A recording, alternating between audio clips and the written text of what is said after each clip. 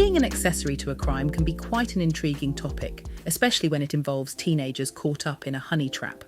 Let's dive into the psychology behind it. Firstly, let's understand what being an accessory to a crime means. When someone becomes an accessory, they are involved in aiding or abetting the commission of a crime, either before or after the act. And the legal term that describes someone who assists, encourages, or participates in a criminal act, but is not the primary perpetrator. In other words, they aid or abet the commission of a crime either before or after it occurs. An accessory can provide assistance by providing resources, knowledge, information, or support to the person committing the crime. The level of involvement can vary, ranging from actively participating in the planning and execution of the crime to simply providing assistance or covering up the evidence afterwards. Now let's move on to the term honey trap.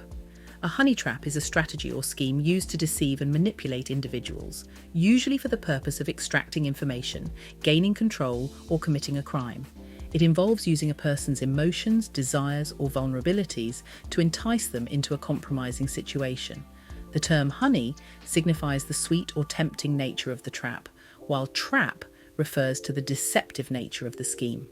In the context of teenagers or young adults being the main component in a honey trap, they are often recruited or coerced into playing the role of the bait.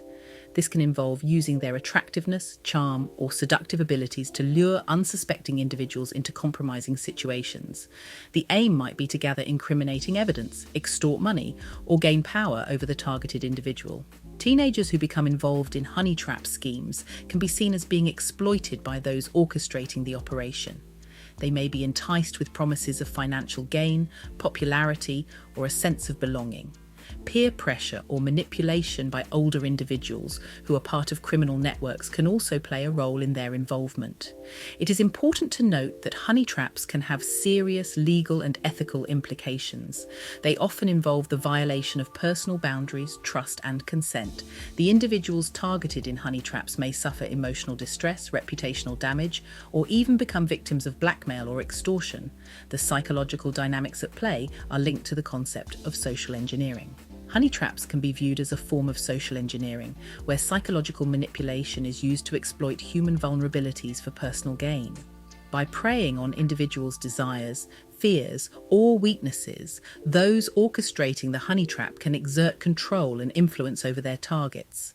So, being an accessory to a crime involves aiding or abetting the commission of a criminal act, while a honey trap is a scheme that uses deception and manipulation to entice individuals into compromising situations. People involved in honey traps are often recruited as bait, using their attractiveness or charm to lure and exploit unsuspecting individuals. The legal and ethical implications of honey traps are significant, and the psychological dynamics involved highlight the need for awareness, prevention, and support for vulnerable individuals. Now, why do teenagers become involved in such activities? One reason could be the allure of power and control. Being part of a honey trap scheme may give them a sense of authority over others as they manipulate and exploit their targets. Additionally, teenagers might be enticed by the promise of financial gain, popularity, or even out of peer pressure. The thrill and excitement of being involved in something secretive and forbidden can also play a significant role. To support these claims, we can look at psychological theories that explain adolescent behaviour. For example, Erik Erikson's psychosocial theory suggests that during adolescence, individuals go through a stage of identity versus role confusion. They seek to establish their own identity and may experiment with various roles and behaviours. Engaging in criminal activities, such as being an accessory to a crime, could be seen as a way for teenagers to explore different roles and test boundaries. Now let's consider the impact of being an accessory on their mental health. Engaging in criminal behaviour can have severe consequences for teenagers' well-being. Firstly, they may experience feelings of guilt, shame, and remorse for their actions. The weight of knowing they have harmed others or acted against the law can take a toll on their mental state. Furthermore, being involved in a honey trap scheme may also expose teenagers to dangerous situations and individuals. This can lead to increased anxiety, fear, and even trauma. They might find themselves caught in a web of deceit and manipulation, which can have long-lasting effects on their psychological well-being. It is important to mention that statistics on the exact prevalence of teenagers being involved in honey trap schemes may be limited, as such activities often go unreported. However, there have been cases documented in various countries where teenagers have been used as bait in criminal activities. These cases highlight the need for awareness, education, and support for vulnerable young individuals.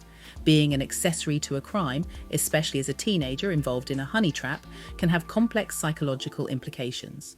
From the allure of power and control to the potential for guilt and trauma, the impact on mental health can be significant. It is crucial for society to address these issues through prevention programs, supportive interventions, and a better understanding of adolescent psychology. Now, I'd love to hear your thoughts on this topic. Do you think the thrill of being involved in something secretive and forbidden outweighs the potential consequences for teenagers? How do you think we can better support and educate young individuals to prevent them from becoming accessories to crimes? Let's continue the conversation.